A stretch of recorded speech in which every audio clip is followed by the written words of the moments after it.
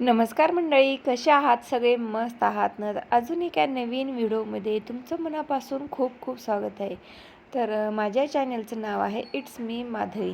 तर आज ना मी तुम्हाला थंडगार असा जसा पंक्तीत आपल्याला भेटतो ना गावाकडे, त्या पद्धतीचा मी तुम्हाला मठ्ठा बनवून दाखवणार आहे.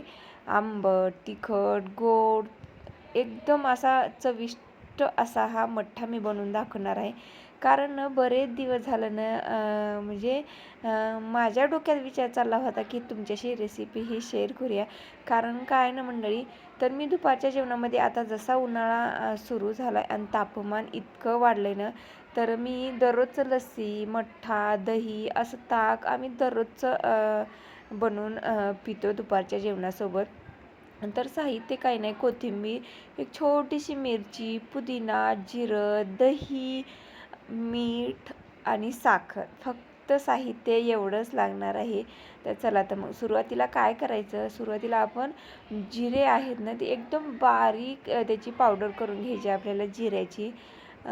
तर तुम्ही मिक्सरमध्येही वाटू शकतो, पण जसं आपल्या हातानं आपण मसाला वाटतो ना, त्याचा म्हणजे वेगळंच चव ही म्हणायला हरकत नाही आणि खलबत्त्यात कुटलेल्याची चव वेगळीच असते.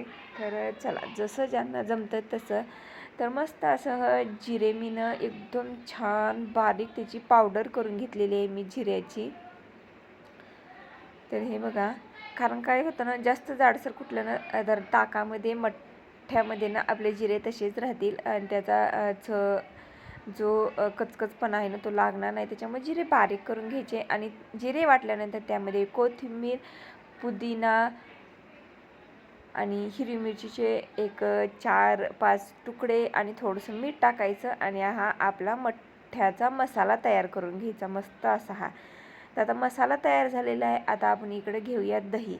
तर घट्टसर असं दही घ्यायचं. आपण जर घरी लावलेलं असेल तर घरी घ्यायचं किंवा बाहेरून आणायचं.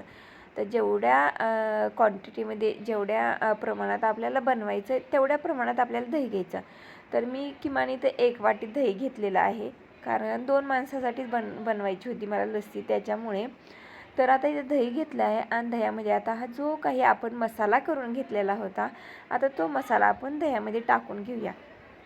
आणि त्यामध्ये टाकायचे, नंतर थोडंसं मीठ टाकायचे आणि भरपूर सारी अशी साखर घालून घ्यायची आहे, टाकायची आहे. कारण कसं ना, दही जर जास्त आंबट असेल तर जास्त साखर टाकायची आणि कमी आंबट असेल तर थोडीशी टाकायची. तर इथं मी भरपूर अशी साखर टाकलेली आहे, कारण दही खूप जास्त आंबट होतं त्याच्यामुळे. आता हा मसाला, साखर, मीठ आपल्याला एकत्रित करून घ्यायचा आहे, दह्यामध्ये मिक्स करून घ्यायचं आहे रवीच्या साह्याने. तर जसं आपण दही घुसळतो ना त्याप्रमाणे आपल्याला एकत्रित करून घ्यायचं आहे रवीनं.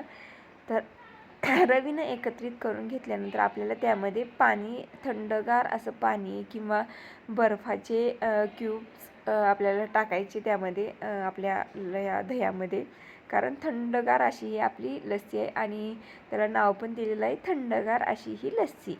तर चला मग, आता मी ह्याच्यामध्ये ना पाणी टाकून घेते. तर किमान 1-1.5 ग्लास मी ह्यामध्ये पाणी टाकून घेतलं आहे. थंडगार असं हे माठातलं पाणी टाकलेलं आहे मी, फ्रीजमधलं टाकलेलं नाही आहे. माठात थंड होतं त्याच्यामुळे 1.5 ग्लास पाणी टाकून घेतलं आणि मस्त अशी ही आपली लस्सी तयार झालेली आहे.